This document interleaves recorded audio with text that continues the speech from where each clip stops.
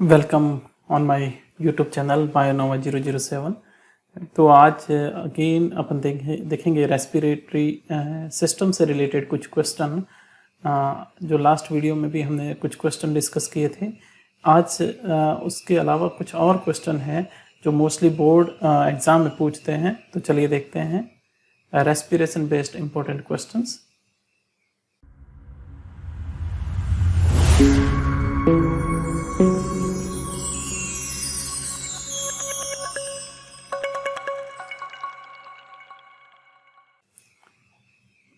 Okay, so here is question. In a single cell organism, diffusion is sufficient to meet all their requirement of food, exchange of gases, removal of waste, but it is not in case of multicellular organism. Explain the reason for this difference. तो यहाँ पे वही जैसे हमने इससे पहले वाले video में डिस्कस किया था कि मल्टी सेलुलर और यूनिसेलुलर उसमें क्या मेजर डिफरेंस होता है। यूनिसेलुलर में जो सेल होती है वो डायरेक्टली कनेक्ट होती है एटमॉस्फेयर से, डायरेक्टली वो इन्वायरमेंट से कनेक्ट होती है, जबकि मल्टी सेलुलर में ऐसा नहीं होता। उसमें जो है डायरेक्टली कनेक्शन नहीं होता। And second one, multi cellular organism required more amount of energy. जब मल्टी सेलुलर की बात करते हैं तो उसमें एनर्जी की ज़्यादा रिक्वायरमेंट होती है। जब एनर्जी की रिक्वायरमेंट ज़्यादा है तो ऑक्सीजन की डिमांड भी ज़्यादा होगी। तो वो ऑक्सीजन की डिमांड फुलफिल करने के लिए क्या होना चाहिए, पर्टिकुलर सिस्टम होना चाहिए, ऑर्गन्स होने चाहिए। तो here is answer is unicellular organism can absorb sufficient oxygen because of its complete contact with atmosphere. Okay, but in multi cellular organism the rate of absorption of and diffusion become very less because all cells are not directly contact. This one very important, not directly contact with the atmosphere. So multicellular organisms require greater amount of oxygen to sustain life process.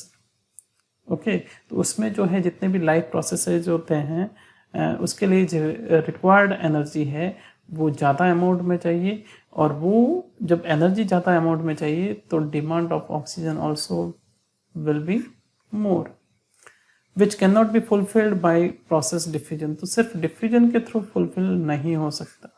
जो demand of oxygen with the help of only diffusion जो है completely fulfil नहीं होगा।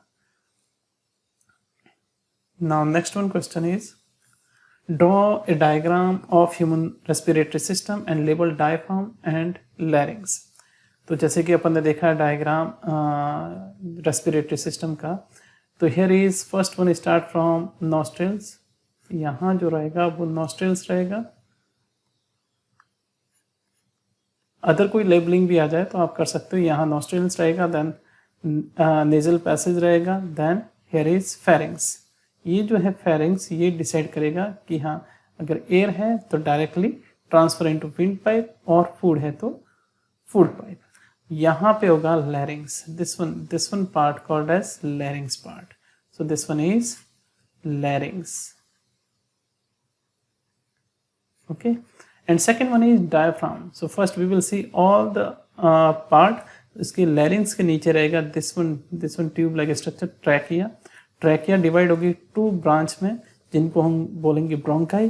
Bronchi के आगे जो branch part रहेगा bronchiole, and last one terminal part called as alveoli. Now here is written diaphragm. So diaphragm रहेगा यहाँ पे, ये रहेगा डायफ्राम। ओके, ये क्या है डायफ्राम। तो ये डिसाइड करेगा for example inhalation, then this one किस फॉर्म में चला जाएगा, फ्लैट फॉर्म में। सो बिकम इन फ्लैट, और अगर ये एक्सहेलेशन है तो ये किस फॉर्म में चला जाएगा, डॉम शेप में। Okay, so this one called as diaphragm.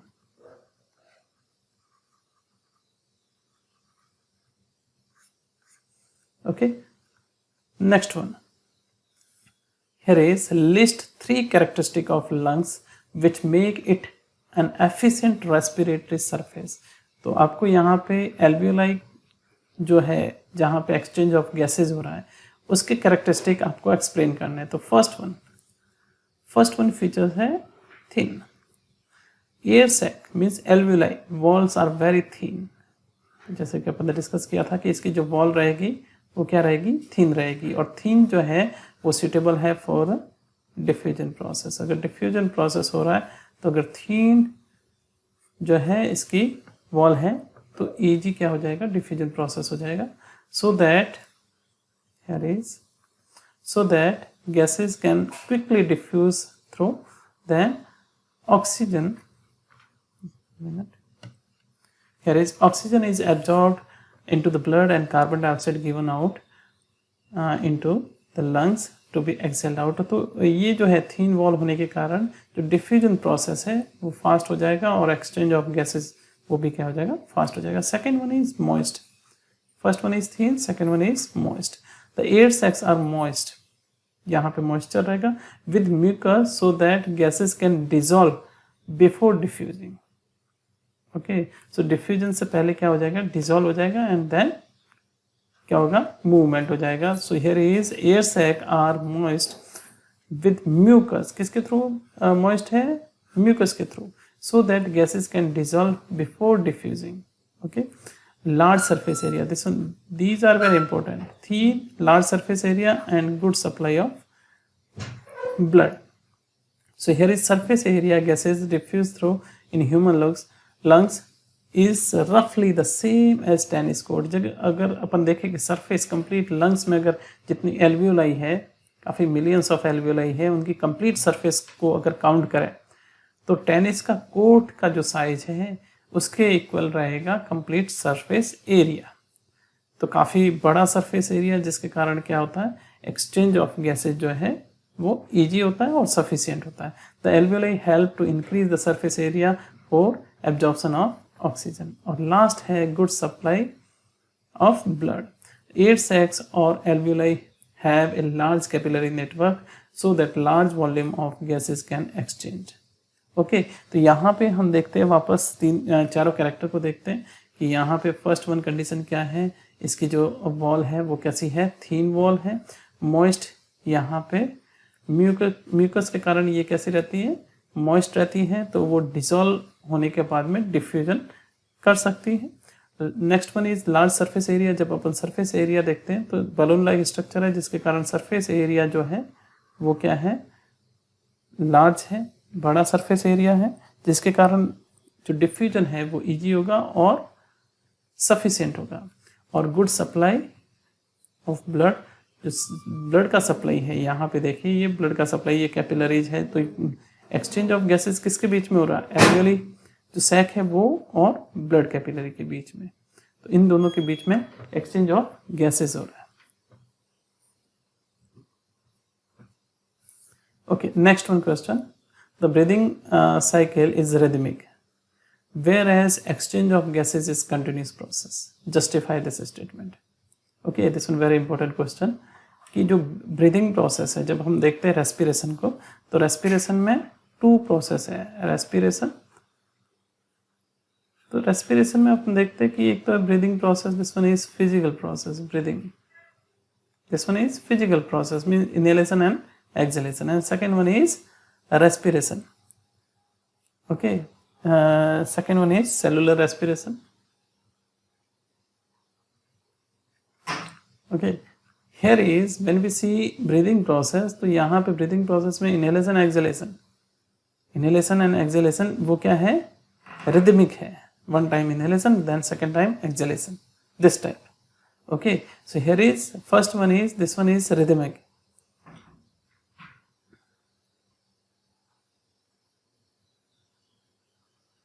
This one is rhythmic process. जब हम बात करते हैं diffusion, diffusion means exchange of gases,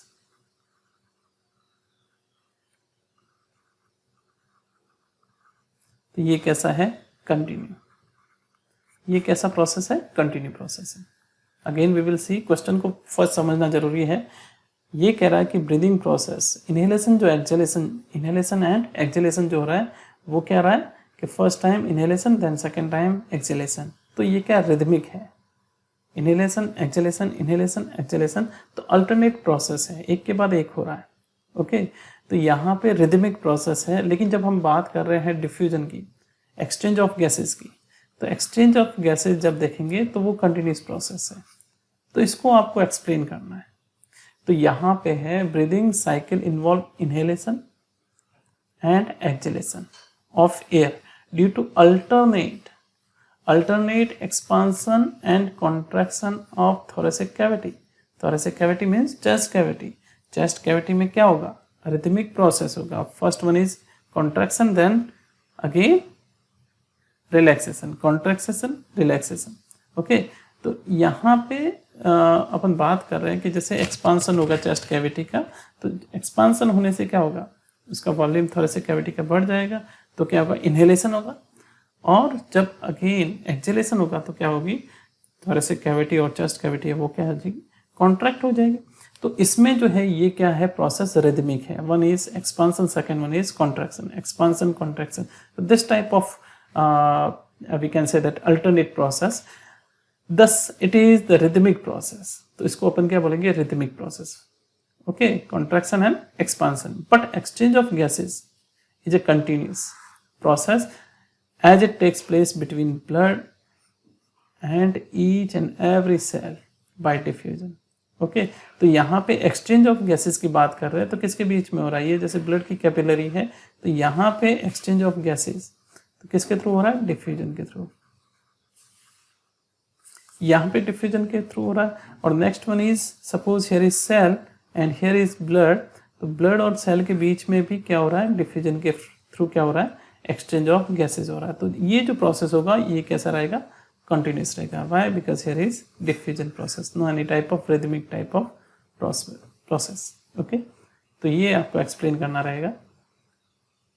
next question है, explain the process of break down glucose in a cell in the absence of oxygen. तो absence of oxygen means ये indicate किसको कर रहा है, ये इंडिकेट कर रहा है एनाएरोबिक को, ये इंडिकेट कर रहा है एनाएरोबिक रेस्पिरेशन को। तो एनाएरोबिक रेस्पिरेशन को आपको एक्सप्लेन करना रहेगा।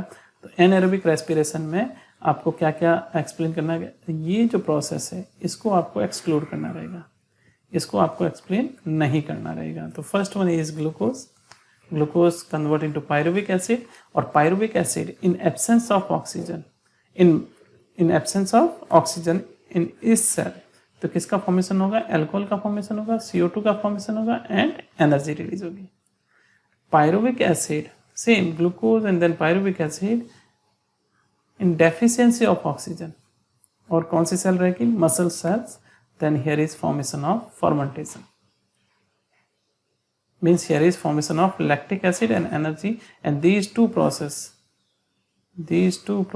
are the example of fermentation process. इसको फर्मेंटेशन प्रोसेस बोलेंगे। ओके, तो देख लेते हैं क्या लिखा है। The first step of breakdown of glucose both presence and absence of O2. In this step, glucose is broken down into pyruvate. Second step involve further breakdown pyruvate into simple compounds. तो यहाँ पे देखते हैं presence of oxygen, then formation of CO2 and water. Okay, and energy will release, और energy जो है, amount जो है वो ग्रेटर होगा किससे, एनाएरोबिक से। अब बात करते हैं, ये हमको एक्सप्लेन करना है इन absence of O2। So in absence of O2 in east, first one अपन किस में एक्सप्लेन करेंगे, इन ईस्ट। तो pyruvate is converted into ethanol और एल्कोहल, एंड उसके साथ में क्या निकलेगा, CO2, और उसके साथ में एनर्जी निकलेगी। इसको बोलेंगे हम fermentation process. This one is fermentation process. One more example of anaerobic, deficiency of O2। अगर लैकिंग है O2, डेफिशिएंसी है इन आवर मसल सेल्स, तो मसल सेल्स में किसका फॉर्मेशन होगा, लैक्टिक एसिड का फॉर्मेशन होगा, and this one lactic acid will cause cramps. So here is build up lactic acid in muscle cells causes cramps. Okay, तो lactic acid formation के कारण cramps होता है, और लैक्टिक एसिड का फॉर्मेशन कैसे होगा, deficiency of O2, deficiency of O2, then cramp जो है, अगर स्पोर्ट्समैन अगर काफ़ी हार्ड वर्क कर रहा है तो उसमें क्या है, सप्लाई ऑफ ऑक्सीजन कहीं कहीं डेफिशिएंट हो जाएगा, तो क्या प्रॉब्लम हो जाएगी, क्रैम्प की प्रॉब्लम हो जाएगी। Okay, next one question, explain